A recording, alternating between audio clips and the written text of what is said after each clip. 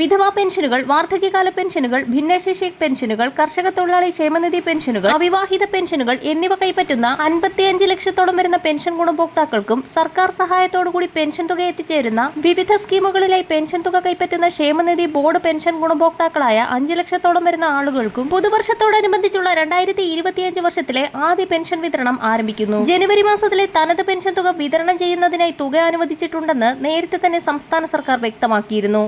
എന്നാൽ പെൻഷൻ വിതരണവും ഇതോടൊപ്പം തന്നെ 4 മാസത്തിൽ കുടിശ്ശികയായിരിക്കുന്ന സാമൂഹ്യ സുരക്ഷാ പെൻഷൻ തുകയിലെ ഒരു ഗഡു കൂടി അനുവദിക്കുമെന്നുള്ള സന്തോഷ വാർത്തയാണ് ഇപ്പോൾ പുറത്തു വന്നിരിക്കുന്നത്. പുതുവത്സരത്തിൽ സംസ്ഥാനത്തിന് 3330 കോടി രൂപ കൂടി കേന്ദ്രത്തിന്റെ ഭാഗത്തു നിന്നും അനുവദിച്ച സാഹചര്യത്തിലാണ് ഫെബ്രുവരി മാസം 7-ാം തീയതി വരാൻ പോകുന്ന ബജറ്റിന് മുന്നോടിയായി പെൻഷൻ തുകയും ഒരു ഗഡു കുടിശ്ശികയും നൽകുന്നതിലേക്കായി സംസ്ഥാന സർക്കാർ തിരക്കിട്ട നീക്കം ആരംഭിച്ചത്. നികുതി ഇനത്തിൽ 1,73,030 കോടി രൂപയാണ് കേന്ദ്ര സർക്കാർ സംസ്ഥാനങ്ങൾക്ക് അനുവദിച്ചിരിക്കുന്നത്. കഴിഞ്ഞ മാസത്തേക്കാൾ 84,000 കോടി രൂപ അധികമാണ് ഇത്തവണ അനുവദിച്ചത്.